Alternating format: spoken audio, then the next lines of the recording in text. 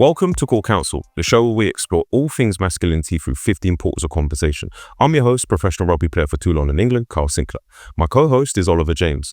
Ollie has worked as a mentor with professional men within the world of business, sport and entertainment for the past decade. With that being said, let's get this show started.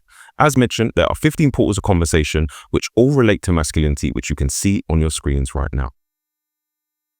From here, Ollie will choose a portal, I'll initiate a question, we'll then have a conversation for around 10 to 15 minutes on an answer which directly relates to men. Look, we all know you've got things to do, so let's get this show started. But before we start, I just want to say a massive thank you to Vivo Barefoot for sponsoring the show. Check out vivobarefoot.com for all of the latest and greatest in barefoot function and fashion. Everyone here at Cor Counsel is truly grateful for your support, guys. Thank you very much. Ollie, what portal are you going for today? All right. Let's jump in. Yep. Through the portal, yeah? That's obviously what we meant by it. Let's hope people clue into it. Yeah. They will now, They will now, yeah. Okay, what's intriguing me today? You know what? I had one this morning. Let's go with number 2, coffee. Okay. Let's jump in on that, yeah? Let's see where we take this. All right. All right, let's go. Ollie, I want you to shed some light just on your relationship with coffee and how that's kind of changed throughout the years, and obviously how that probably will differ to many people who are tuning into the show right now. Okay. It's actually, it's a subject that's been delved into, touched upon a lot, I guess. I think I've seen some great stuff personally on social media in terms of coffee, and I can't remember when it was, I saw a video of this guy describing it as, when you drink a coffee, what you have to understand is it's like taking a loan or putting money in your credit card. Essentially, you're creating a debt. So when you drink coffee, you're creating you're stimulating the body, producing adrenaline, which you haven't naturally created yourself. The coffee's doing the work, and that comes with a debt. That comes with, like, put something on your credit card, you've got to pay it back. So you got to repay that loan. You got to repay that debt. You drink coffee the next day, you're going to have to repay it. I think, like, technically, scientifically, it takes 24 hours for caffeine to actually filter through your kidneys as well. So you've got to look at it in that perspective too. But if we look at kind of energetic debt here, I know for me personally that I would never drink coffee and then drink another one the next day, because you owe that debt. So you've created a surplus of energy. Let's just say, I don't know, you've created an extra 40% surplus of energy, 40% surplus of energy based on drinking this coffee for the day, which you wouldn't have had unless you drank coffee. The next day, you're going to owe 40% energy back, right? So I always want to recover from a coffee day correctly, make sure I'm jumping in the sauna, all these common everyday things now that, again, all over social media, everybody knows the drill with this stuff now, but up in sauna, sweat out the caffeine. You never want to have a coffee. I would always leave 2 days between them, minimum, to give your body the chance to recover from that. We just called it today a 40% debt. Yeah. So I thought that was a great way of looking at it. And it's certainly something I employ within my own life when drinking coffee, is making sure that there's an absolute minimum of 2 days between consumption to also get the most effect out of the coffee. Yeah. So you with me so far? Yeah, I'm with you. I'm just, what's kind of going through my head, Ollie, is like, okay, if you, like we're saying today in the show, okay, we're just going to put a number on it, 40%. And I'm just thinking the my teammates, my people, my colleagues, and I can see them consume bucket loads of coffee daily.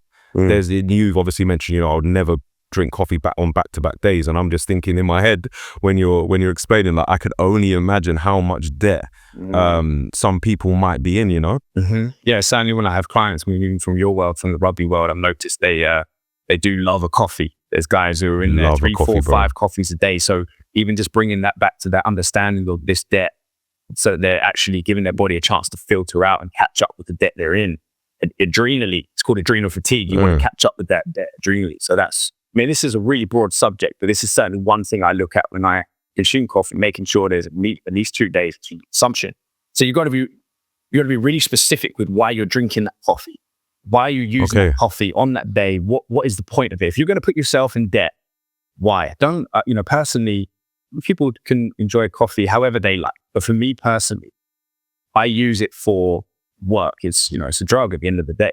I use it to create. I use it to block out. And this is kind of my own unique take on it. This might resonate with people, it might not.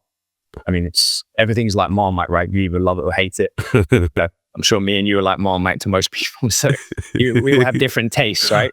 But in terms of coffee and this debt and using it correctly, for me, the reason I use it on important days is I find I wire in, I focus in, and it blocks out what we would call the background frequency. So wherever we exist, I mean, if you're standing in a city, there's a whole load of, how would I describe this? Like there's humming. Yeah, it's bustling, it's busy. There's a background frequency going on. Wherever we are, consciousness itself, the program is buzzing, it's humming. It feels a certain way in a city and it feels different in nature. If you're sitting in nature, you hear the birds, you hear the grasshoppers, whatever it is, wherever you live, So there's different frequencies, different feelings of background frequency wherever you are. Particularly if you're in a city, drinking a coffee is a great way to tune out of that background frequency. So you can wire in specifically to creation, what you are doing or performance, whether that's like sport, whatever it is. For example, if you're in a stadium and you consume coffee before you play a game, it's going to help you tune out of the stadium noise and tune out of that background frequency. I mean, I'm sure you can tell us more about what 80,000 people feels like watching you, but you want to tune out of that so you can tune into your performance. Yeah. Yeah. Coffee is great for that. And maybe we'll go into how you can do it and how you can do it to make sure it's kind of more sustainable. But even if I say that to you in terms of tuning out background frequency, that's personally why I use it. I don't use it socially or anything like that. I use it specifically to tune out whatever background frequency I'm in so that I can create work over a long period of time that is focused and valuable. Yeah. So, I mean, as I say, when I talk about background frequency there, is that bringing anything up to you in terms of performance and how you use it? Yeah, well, I can remember when we first started the work together and we were talking about obviously caffeine, and you honestly couldn't believe, you probably forgotten this conversation, but you couldn't believe the amount of caffeine that I would take all the time. And that was just because I'm a young player. I see older players do it, and I was like, well, if they're doing it, I'm going to do it. So I would have multiple coffees, multiple pre-workouts, and you kind of gave me a bit of this understanding as well in terms of the lasting effect caffeine has on your body. And I remember, Ollie, when I stopped taking it, and I just went, I think you prescribed me. You were like, look, you need to just come off it for quite some time, for a month or two. And I remember when I came off, Ollie, it was like, I'm trying to think of a more eloquent way to I'm trying to think of a more eloquent way to put it, but it was like I was, going cold turkey off like a hardcore drug. And withdrawals, the serious withdrawal, Ollie, serious. Mm-hmm. Yeah, I mean, it's not something to mess around with, really, when you look at it like that. There is, say, this deficit is created, so you don't want to mess around with it. But yeah, I think I do remember you coming off that and struggling because it is like a drug. So you're really understanding that you don't want to use something like that. Without really understanding why you're using it. What is its purpose? I say people can use it however they want to, but that would be my way of looking at it. And then from there, how do you make a coffee day more sustainable? Well, for me, what works best, and again, I can only comment on myself, but what works best is the introduction of fat to keep a more sustained caffeine. The caffeine exposure is more sustained when your body is digesting it in that way through the fats rather than straight in the body, the spike, the crash through normal black. That's what that gives you. So that would be my suggestion when it comes to consumption, is to use the fats with it. What's it called? What it used to be called? Bulletproof coffee or whatever it is? Yeah, bulletproof. Yeah. I've seen that as well. Yeah, back in the day. Yeah. So, I personally have experimented with this using ghee butter, use some red palm oil, coconut oil, these kind of things, blending that with the coffee. We have a little mixture of ingredients that we use personally when we're doing a coffee day, and that fat just helps to balance out the caffeine and keep the consumption keeps it sustainable as well for the whole day. Rather than you getting those waves. You only need one coffee in the morning. You mix your sort of 8-ounce cup or whatever with a shot of espresso, blend up the fats in it, drink that throughout the day while you're doing what you're doing or before performance, and those fats will become the fuel that sustains the coffee, binds to the coffee and sustains you for the day, rather than dipping into multiple cups. That's the way that I've found it works best when it comes to coffee consumption and keeping it sustainable, and then managing the debt. The next day you've got to recover, you've got to sweat it out. The fats will store in your body with the caffeine if you don't sweat it out. So that's really important too. But yeah, there's such a broad subject, isn't it? There's so many different ways of looking at it, probably different angles. So maybe we're just touching on a few personal ways of doing so. Yeah. Ollie, in your own journey, like how did you come to this understanding? Because there'll be a lot of people who, probably overconsume on coffee. And myself, I was one of them. I'm guessing you were in your younger years as well. Like how did you kind of reflect and say, look, this is something that I need to address? I had a problem with my adrenal glands when I was in my mid-20s, something called adrenal burnout, based on where I was living my life at the time.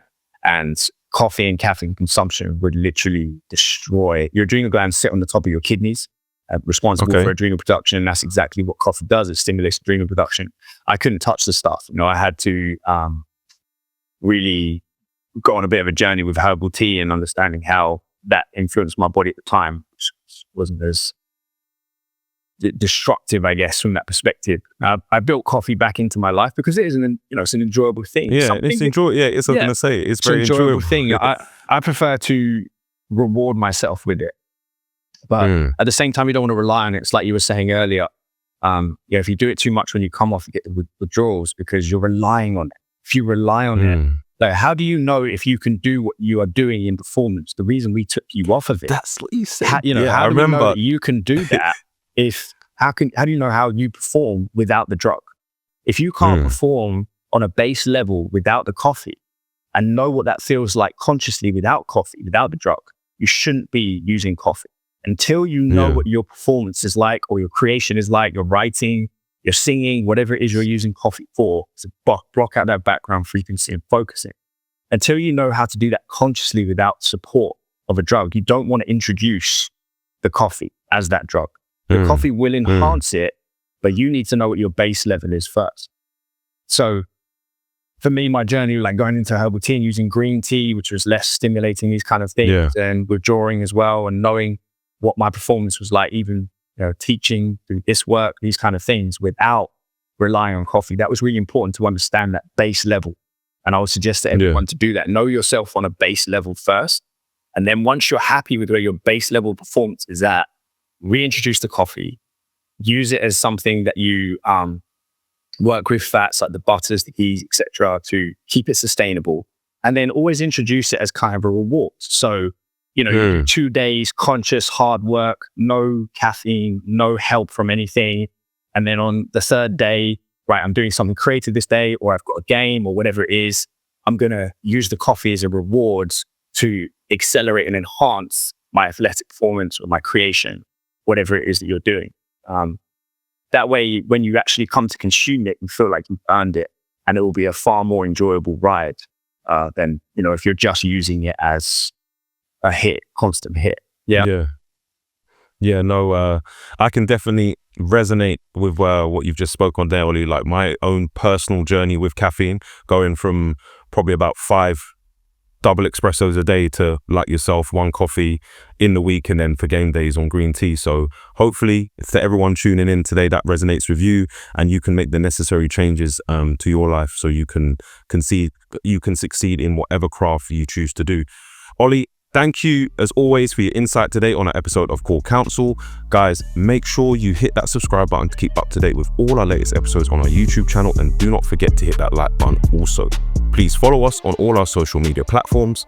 If you want to supplement your learning in between episodes, visit saveyourworld.com and follow Save Your World on Instagram. As always, it is a pleasure for us to be of service to you. We will catch you all next episode. Take care.